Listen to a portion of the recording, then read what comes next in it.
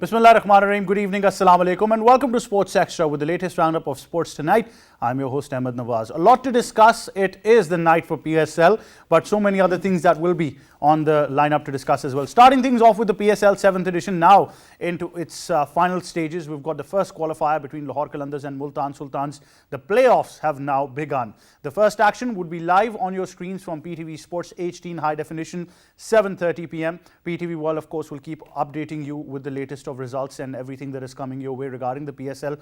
Multan and Lahore it is. Winner going on to be the first finalist of PSL 7th edition. The team that loses will still have another chance to make it to Eliminator 2 and have another opportunity to make it to that final. Both teams, if you want to talk about them, have played 11 matches against each other. Multan have won 6 of them. 5 have been won by Lahore Qalandars. If you look at the momentum right now, Multan has also created a record by winning 9 games out of 10 in the PSL. And then, of course, Mohammad Rizwan's captaincy and everything that you see is there to discuss, because it is, of course, legendary the way Multan Sultans have done it in style. And we also want to talk about Lahore Qalandars. Went to the super over in the last match against Peshawar Zalmi of the league stages. But at the same time, I think it'll give them a lot of confidence the way they put that chase down.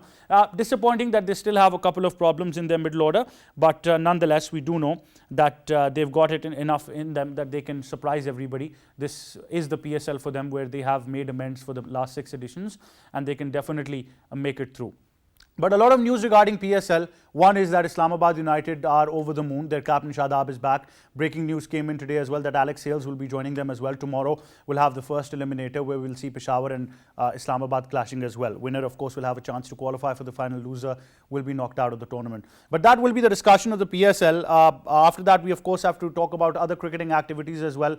And before that, we do want to talk about the fact that it's Champions League football. Champions League football is always exciting. Juventus were held to a draw. Man United is going to face Atletico Madrid.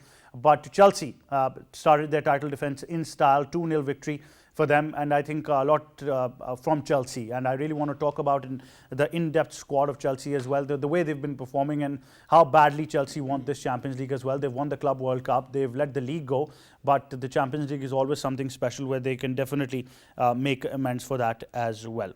That is the lineup that we're of course discussing on tonight's show, and like I said, we'll start things off with the Pakistan Super League 7th edition and the playoffs that start tonight. A lot to discuss. Time now to introduce our guest in studios. First of all, we've been joined by sports expert, cricket expert particularly. We're going to be talking to him regarding Multan and Lahore, and obviously what can we expect now from the PSL going into the final stages as well.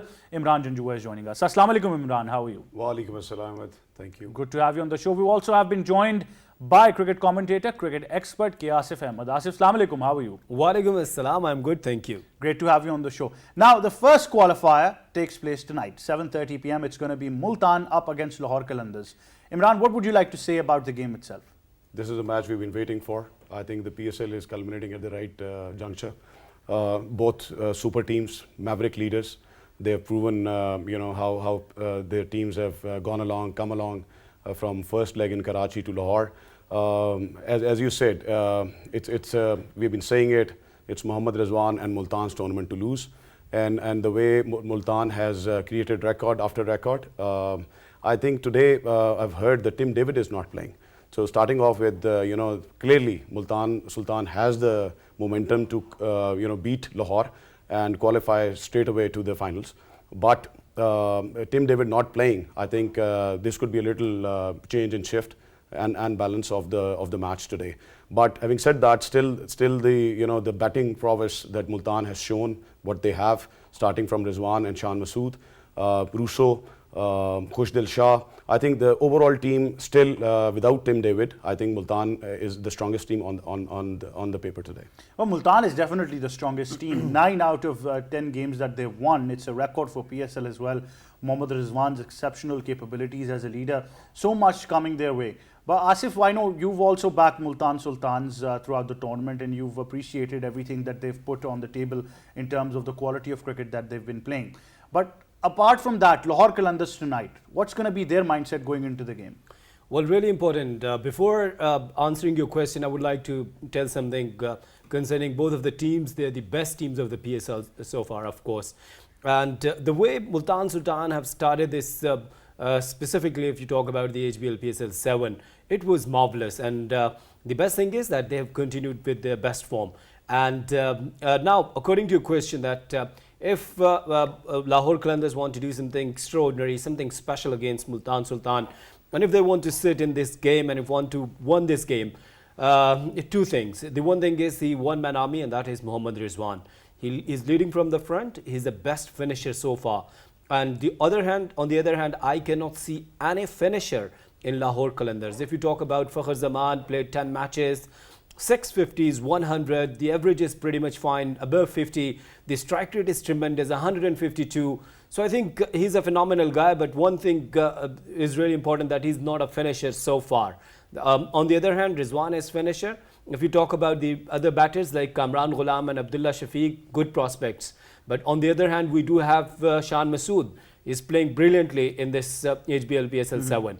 If you talk about the fast bowling department, Multan Sultan have Blessing Madrabani, a cherished guy, Shahnawaz Dhani. And if you talk about Lahore Qalandars fast bowling, tremendous. Their captain, their skipper, Shaheen Shah Afridi. You talk about Zaman Khan. Zaman Khan. This is what I'm telling you. So see, looks like a very, very balanced match. Very, very balanced. But that's what you want from cricket, I think. That's, exactly. That's what you want. But the important thing is, one thing, and that is you will be missing, especially you. Why I'm saying this, because you're supporting Lahore Qalandars, I do know that. And you will be missing Rashid Khan. On the other side, very strong spin department, Imran Tahir and Khushdil Shah. But you know, I've got my concerns regarding Multan's bowling, which I will be bringing up as the show progresses. But Imran, what would you like to add, what just Asif mentioned as well, about the strengths and weaknesses of both these squads? Starting from what K. Asif was saying, congratulations to Rashid Khan, the whole of Afghanistan and the Afghanistan cricket. Thank you for coming in and performing the way you have done. I think the flavor, the PSL flavor overall, Rashid Khan has a lion's share in that also. Best wishes for his endeavours ahead. Coming back to the Lahore team, I think Abdullah Shafiq is also not playing. He has not played in 2 matches. So I think Lahore is going to miss a few players. Of course, in the spin department, Fawad Khan has come back and bowled well in the last match against Peshawar Zalmi. So I think he's going to be doing fairly well, considering that there is no Tim David in the, later on, because he is tested positive. There's no confirmation, but the news is out there. But it still has to be confirmed that whether Tim David is playing or not. Having said that, coming back to Multan's bowling, Ahmed, as you were saying, the Dhani factor, we've been saying it all throughout. He's not been a sensational, hasn't had the sensational PSL 7 as we all thought. But why is that, Imran? I mean, for people who want to understand how successful Shahnawaz Dhani was in the first season, coming into the next, people wanted him to bring something even better than that. What do you think has been the problem? I think what was missing was that after the success that he had in the last season, he got selected for the international team, but he didn't play. So when you play at the international level, as we have seen the rise and the way our other players, starting from Babar, Mohammad Rizwan, Shaheen Afridi, and how other players have really risen up to the challenge. So I think he's missed that international stage. Having said that, this is no excuse, because it was there for you to take the tournament and get yourself back in the the team's reckoning for the, not just for the Australia series, but ahead. There's a lot of cricket coming ahead. But I think Dhani still has few matches to prove himself. I think if he makes a comeback, it is very important for Dhani for his career ahead that he shows some good performances today. Imran Tahir, Khushdil Shah. The bowling side overall, as K. Asif was also saying, I think they have done tremendously well. No one expected Imran Tahir, a man who has really done it all over the world with his age, but still coming back, and he's the second highest wicket taker after Shadab, and Khushdil Shah as the number 3rd. So I think earlier we all thought that Multan, they are lacking some real good stuff out there. But their bowlers have really picked up the momentum, and I think the way Rizwan plays his bowlers, I think today, I've been saying it earlier also, it all comes down to over number between 11 to 17, 11 to 16. The way both teams will be playing those overs, may it be batting, may it be bowling. I think it will come down to who will win the match today. That would be the defining moment. That's where we've seen teams falter as well, and at the same time some teams have made amends for that as well. But Kyasif, particularly about Shahnawaz Dhani, I think the one negative part about the era of media and social media, what we can say, is that there is so much hype for a young budding fast bowler.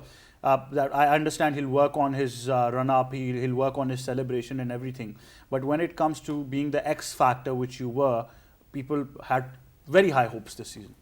Well, when you guys talk about his enthusiasm and his the activities and his jubilation, the way he, after taking his wicket and he celebrates, I really appreciate that. You know that I like cherished faces in the cricket.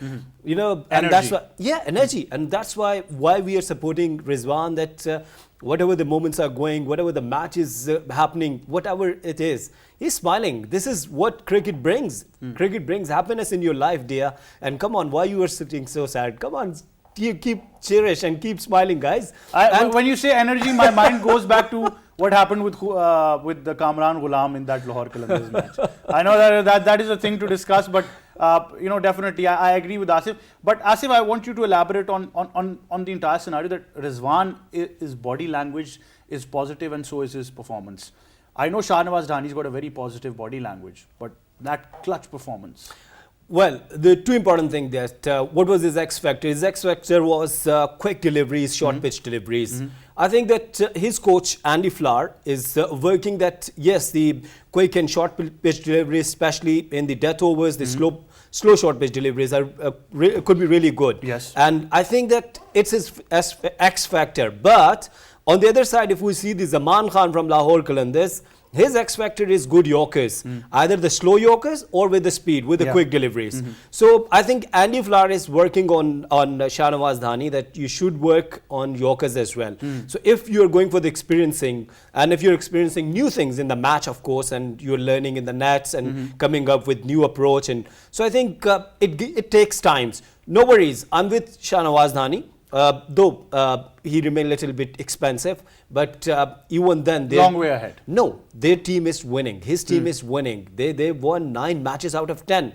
So I think that even if you are not performing well, your team is winning. Even then, you are happy, and you are telling other people, look, if I'm not performing, my rest of the team is performing. My team is performing. Yes. Imran, you'd like to add to that? Well, Dhani is missing a bowling coach. You know, because when you play internationally, at the point I was making, your main question was that how Dhani, what's the technically why he's not there? Yes. See, it's all analytical game. T20 has always been, and the teams who have performed and who have not performed are the ones without the analytical, skills in the dugout.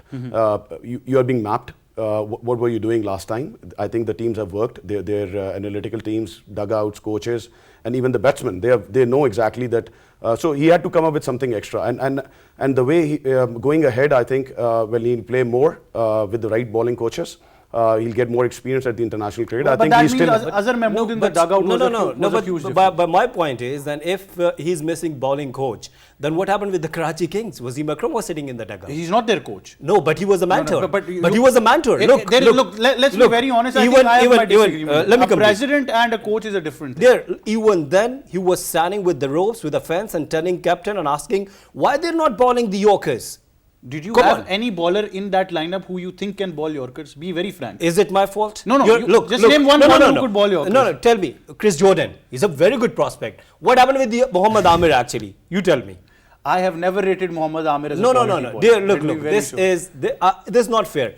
Actually, when you're talking about that, the Azhar Mahmood is not there, of course. But don't you think that the Andy Flower is capable enough to tell him that how to bowl? Where to bowl? Look, I have given you the first argument in my question where I believe that because Shahnawaz Dhani was so obsessed with off-field activities, he's lost focus on his bowling. That's my point where I'm telling you. I agree and I respect. But on the other side, I'm saying that his team is winning and they're enjoying. This is the momentum there. Yes. Ahmed, let's move out. Let's change the topic from Dhani. I think today's match is not just about Dhani, and let's wish him well. He'll do all right. This young chap. But I have another very important He's question. going to improve. Yeah, I have a question from you, and you'll add to that as well. Okay, first your question. Khushdil and Imran Tahir have been the key for Multan's bowling as well. Do you believe that they have not yet faced a counter-attack? If that happens tonight, can things be different? No, Multan has already been beaten by that. Yes, when they're batting, when their bowling comes under pressure, Lahore has already defeated them. So is that a weakness for Multan? By the way, this is the third match they're playing. One is being won by Multan, one is being won by Lahore. And Multan changed the score last time. So like your point is valid. Today's match, it all depends on who bats first, who chases. Coming back to, moving on from Dani, I think let's talk about Shaheen also. Oh, yeah. It's a match, it's a tournament, it's a Qaddafi Stadium.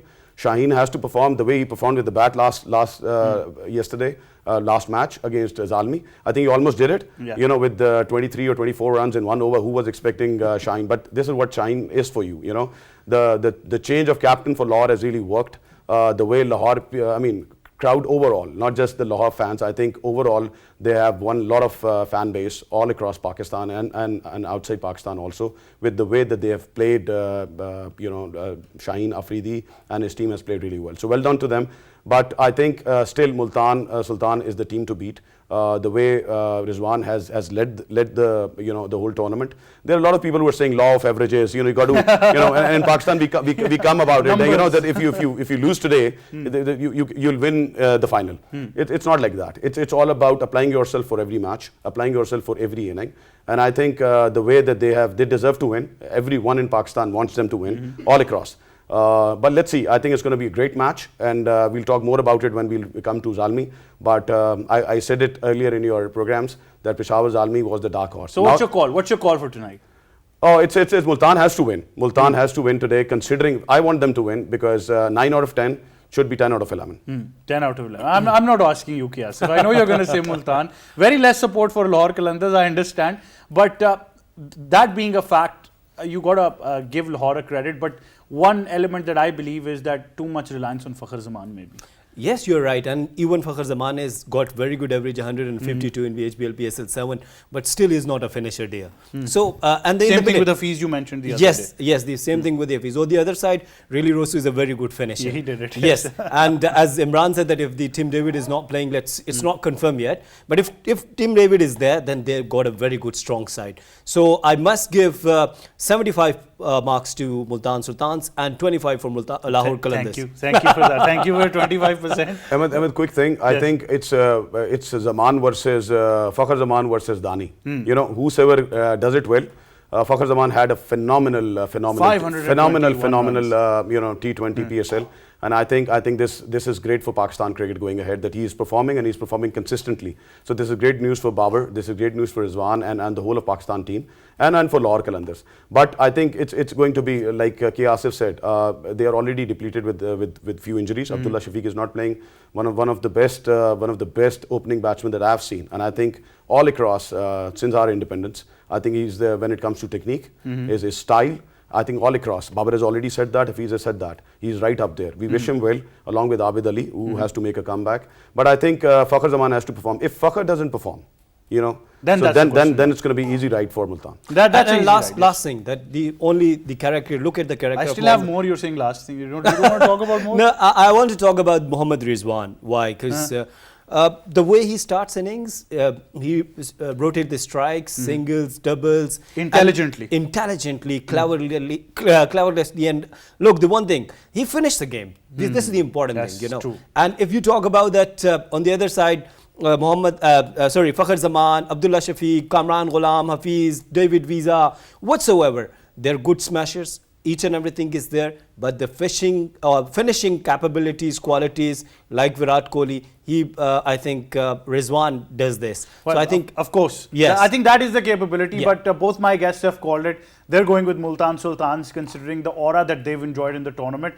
I, for once, for the sake of competition, and because 6 seasons they've not won a PSL, I want to go with Lahore Qalandars. And before K. Asif says it, let me be very honest. I was supporting Karachi. Now I'm supporting Lahore. Please give me that saving grace. And I do believe that it will go ahead in that fashion as well. But Imran and K. Asif, thank you so much for joining us on Sports Extra. Always great having you. They've called it. The action is going to be live on PTV Sports HD, 7:30 p.m. Multan or Lahore. Whoever wins is going to take the final. The team that ends up on the losing point will have another chance. But both of my guests have called Multan. I'm going with Lahore, along with a lot of the back-end people of Sports Extra as well in the MCR. So let's probably see what happens when the match progresses. We'll keep on updating you on PTV World as well. Let's take a look at a segment recap. We discussed the PSL 7, where the playoffs now begin. It's Multan up against Lahore in qualifier 1.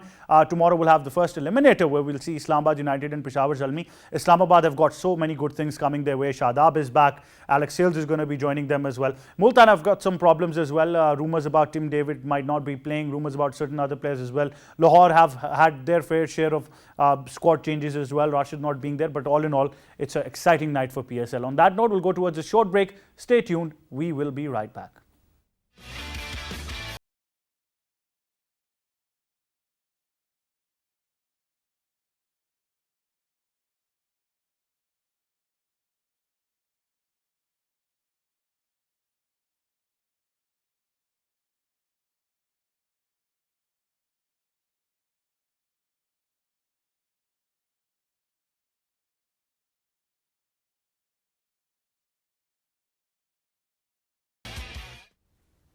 Welcome back to Sports Extra. Now, it's time now for a segment on football. We're going to be discussing Champions League night. Always exciting when there's Champions League football on offer, and we've got a lot to discuss regarding some of the games that happened and some of the fixtures that are coming up as well. But it's been a while since he was on the show. Finally, we've been able to lure him back from his lair as well. So he's back on Sports Extra. He's my co-host. He's our sports expert, football expert and football youth coach as well. And of course, he was lost in the sands of time, but now he's back because we've been waiting for that clutch discussion that we always talk about. Sabeel Hazir is joining us. Assalamu alaikum. How are you? Assalamu alaikum, Ahmed. I'm better now and I always come good in the clutch. So I'm back. Great to have you as well. But what we're discussing is Champions League football and a lot to discuss. Let's take a look at this report and then come back. Comfortable 2-0 victory over French side Lille in the first leg of their last 16 tie in the Champions League. Out of sorts, striker Romelu Lukaku was only a substitute, with Kai Havertz the main attacking threat. Havertz headed in Hakim Ziyech's corner after 8 minutes, and Christian Pulisic was the beneficiary of a superb run and pass from N'Golo Kante in the 63rd minute as the Blues secured a crucial first leg advantage. Thiago Silva made a mockery of his 37 years with a peerless performance, spending most of the night in cruise control. On the other hand, Dusan Vlahovic scored on his Champions League debut as Juventus were held to a 1-1 draw by Villarreal in the first leg of their last 16 tie. The former Fiorentina striker broke the deadlock just after 32 seconds, netting the fastest goal in the competition by a Bianconeri debutant. However, Juventus were pegged back when Dani Parejo capitalized on sloppy defending, equalizing in the 66th minute. Neither side could then find a winner, leaving the tie finally poised ahead of the return leg in Turin on 16th March. There you have it, all you need to know about Champions League football. And let's start with Chelsea because their title defence has started in good fashion the way probably they wanted it, but not so much competition from the other end. No, not at all. Pretty straightforward 2-0 win, but it wasn't like they were playing very exciting football. It's not like they were very dominant in terms of chances created. They had a few chances. They were very clinical, in fairness to them. Elite teams, clinical attackers, that's what paid off for them. Their opposition, if it wasn't Lille, if it was a team with a little bit more kick, I think Chelsea would really have been in trouble because they didn't create a whole lot. Kept the ball well. I've spoken about this before. You know, if you're winning by 1 or 2 goals, just keeping the ball all out, yeah. Yeah, but you can just keep the ball. But yeah, you could have gotten another goal. You could have gotten another goal and just shored things up. But it didn't look like they were trying to go because forward my point too much. is, considering the away goal advantage isn't there anymore, so score as many goals as you can. Yeah, even if they conceded one, if you score another 2, 4-1 is still better than 2-0. But I think, look, 2-0, they've done the job. They got the result they needed. Probably, even if they lose the next leg, I think they're going to score. So they'll go through, in all likelihood. They're going to go through. If anything, if you judge it based on this leg, they're going to win the next one as well because the opposition didn't really have anything going on for them. So a better team would have probably given Chelsea a harder time. But with the players they have missing and the fact that, you know, it is an early knockout tie that they were comfortable in going into, they've done all right. Chelsea have done all right. All right. How badly does Thomas Tuchel and, you know, Chelsea want this? Because I'll be very frank, they've won the Club World Cup against Palmeiras. I understand that's a huge achievement for them. Defending champions of the Champions League. But my point is that I'll always say this, that they've let the league go. So because the Premier League has now gone to City and Chelsea were in a position where they could have put up a better competition, how badly do they want the Champions League now? So if they're the second, to be the second team to defend the Champions League crown, obviously Real Madrid are the only team who've ever done that, right? Yeah. So obviously they won 3. I don't think that'll happen with Chelsea, but I don't think Real's going to do that again as well. Probably in our lifetime, maybe nobody else will. But Chelsea I don't think they're going to be able to do that as well. Realistically, with the injuries they have to their squad, but the way you mentioned that this is what they want, they have to go all out. They've got a League Cup final on Sunday against Liverpool, and barring that, there's not much else going on. The league, as you said, we both are still saying it's gone to City, although the weekend Spurs made it pretty exciting by beating City, so Liverpool have a chance. But realistically, this is it. If they want to win a big crown, they're not winning the league, it's gone. this is it for them. And there's a few good signs in that Chelsea team there, that the build-up was quicker. Now people are arguing that's because Lukaku wasn't there. Well, I actually wanted a Lukaku fest, but because that didn't happen, they still have got a phenomenal bench strength. I mean, Pulisic and Havertz is all you want as far as combinations are So again, they've got that depth, which is, even with such an injury crisis, they've still remained competitive. But this is a very interesting point. A lot of people have been saying, oh, look how quick they play without Lukaku. It's better, more fluid football, right? And my point here is that, look, you knew what you were getting when you bought Lukaku. He doesn't play as quick as Ziyech, Havertz and Pulisic. He was never going to be that player. The age factor is always going to be there. So all of these factors combined, right? Like, and there's no Reece James. He's out. Although he's coming back maybe in time for the match against Liverpool. But Reece James is out. Chilwell's out. These are the two who are supplying him the most with the ball, right? So you take all of these factors into consideration.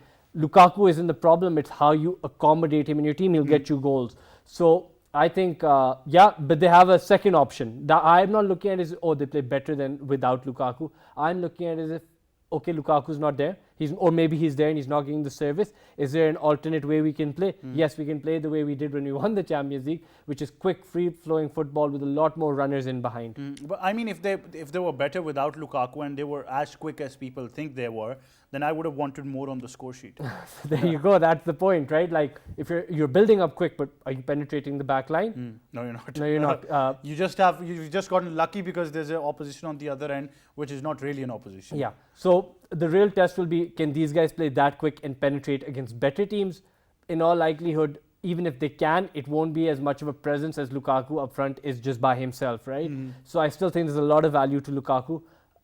Give credit to the boys who've got the result for Chelsea, but there's still a lot of value Lukaku brings to the team if they can get the right balls to him. And again, it's nobody's fault that Reece James and Chilwell are out injured. And another big issue is Kovacic and Ziyech came hobbling off against Lille as well. So that means going into the tournament it's a bit trouble now. Yeah, so now you've got maybe no Ziyech and Kovacic. We need to see how long they're out for. Maybe it was nothing. Maybe they just needed to come off in this game. But if there's a long-term injury there as well, then there goes two of your people who are crucial to that quick build-up play. Yeah, same problems they were having a while back as well. It'll go back to that as well. But on the other hand, we had a very exciting game where I think probably more of the action were. And although I felt like Juventus at the same time could have done much, much better because, I don't know, but I just felt that they could have been better than Villarreal, but you got to give the other credit. You definitely do. The fact that I think they control the ball in a very crowded Juventus midfield. Like, Juventus stacked the midfield. Locatelli is not a bad player to have holding that midfield down and to play circles around them with possession. It's close at 55 to 45% possession or something along those lines, but they played really well with the ball. And the fact that Juventus scored so quick, Vlahovic, monster. Really, you look at him, the way he gets into positions, right? Clutch. It is clutch, and he's terrifying. It's like a bit like Haaland. When you see Haaland play, it's scary that a guy can be so quick, big, Ruthless, strong, and technical and ruthless. And this guy is no slouch himself, so it's terrifying. But credit to Villarreal, they kept the ball so well. And by the end of the game, they were as much of an attacking threat as Juventus. And if they can take that to Turin and Juventus don't put up a better home front, they're going to be in trouble. See, Juventus has had problems even when Ronaldo was there, and I don't see them answering those questions anytime soon. They tried using Ronaldo like duct tape. You know, he'd come and they just plaster over that. But it's like, look, he was top scorer. And did you guys win the Champions League? No, you didn't. It's not his fault. And no matter what you do, you're going to realize there are real problems in that squad. I'm a big fan of some of their players like McKennie, that young American lad, but he's a wide player. Yes, he's doing really well in midfield. He's doing a good job there, but his best attributes see him a bit further out wide. But the fact that you need to feed him. Yeah, and for that you also need somebody who can hold that center role better than him, right? And currently you don't have that. So Juventus really have some more problems there than Vlahovic will be able to solve, or that Ronaldo was going to be able to solve. Your back line is aging. You've got De Ligt in now, but you need to get some younger players around him. You need to get, I think, Chiellini and Bonucci, they're pretty much, for Italy, they're still, top level, but at the club level, we have to play week in and week out. I think they need to be replaced now. And I say that with the utmost respect for them. They're two of the best, probably one of the best defensive partnerships I've seen in my life. And even if you take them as individuals, two of the best defenders I've seen. But you need to But there is a real chance that you know, they might get knocked out now. There is a real chance that happening in the second leg. Yeah, I think they're slight favourites, and now they've made it even they've made it an even slighter chance because they needed to come away with a win away from home. Because at home, then with the crowd behind them, even if away goals don't count, just having your fans behind you, it would have made a massive difference. But 1-1, Villarreal are thinking we can take these boys. We can, you know, Parejo and like their midfield, and they've got Lo Celso playing a little further up. But like these guys can play. They can, you know, they can. We saw that they had the ball. They were getting further up with the ball. They were creating chances and creating shooting opportunities, and what you call high XG chances, right? Like they can take Juventus. Very clearly, this game shows they can take Juventus. Now, if Juventus switch on and play the football that they play at their best, maybe then they score 2 and there's too much for Villarreal. But if it's another 1 goal and then let's try and hold it, you're gonna probably concede. So the force is with them. I don't know what's with them, but they need a bit more luck as well. Absolutely. But talking about United, we've got another very exciting fixture. It's United who are going against Atletico Madrid, and for United this game does become very important. Cristiano Ronaldo, Ragnick, everybody's future that is on the line, because Champions League is that one piece of the puzzle that if United are able to ace, they might just solve problems and prolong a couple of things at the club, including Ronaldo's stay as well. Your thoughts about this game? So, the fans at home will know this. Anybody who knows anything about Atletico knows that their worst opponent is Cristiano. But I think Cristiano's worst opponent is Manchester United in terms of what they're going to do with him. So I don't know if we're going to have the same Ronaldo show up who haunts Atletico Guess every who's time. Manchester United's worst opponent? Maguire? Yes, Yeah, of course. 10 points. I think Ronaldo will go there with the mentality that, look, these are guys who have banged goals against in the past, and even if not in this leg, the next leg he'll do it. But can United feed him enough? Can they play that football that they need to against a good side like Atletico? I don't know. Realistically, I don't know what to expect from this game, because on one hand, I'm thinking it's Ronaldo against Atletico Madrid. They're going to do a really good job, and then he's going to break their hearts. But on the other hand, I'm like, it's Ronaldo playing with Fred and Maguire and these guys. And no disrespect, but it's not the same caliber of players he was beating Atletico with before. So I genuinely don't know what to tell fans at home about this game. You know, I mean, it's almost like a curse is definitely on them, like De Gea says, because every time I think, okay, we're going to get rid of him, he does something extraordinary. He scored a goal from a corner, and he had his teammates telling him that thank God you scored with this big head. Because I mean, even United should be thanking the heavens that they've got a keeper like De Gea at the back. Because let's be really honest, the moment the midfield realizes that the ball's gone back and there's Maguire there, they're going to believe it. So I mean, if you know that your defense lineup is already penetrated, why not just play attacking football? That's the only thing you can do now. So you can argue, you should just go all out attack, but I think then the question comes, do you have the midfielders to build up? And I love McTominay. You've heard me wax lyrical about him because he's a Scottish player. But can him and Fred build up quickly? And the answer is probably no. I know that's got to a point where people think you're his PR manager. But maybe, but I don't think they can do that. So, and look, Maguire, I'll say this in his defense, okay, that it's not his fault they made him the leader of that defense. They should have paired him up with a better centre half who's going to do the bulk of the work. The fact is he's playing that role, and it clearly is too much for him, right? De Gea, again, got sent for Manchester United, doing a great job. But I really can't tell you how they're going to play. I still think they'll edge it against Atletico, and I might be proven wrong because that Ronaldo factor is so strong.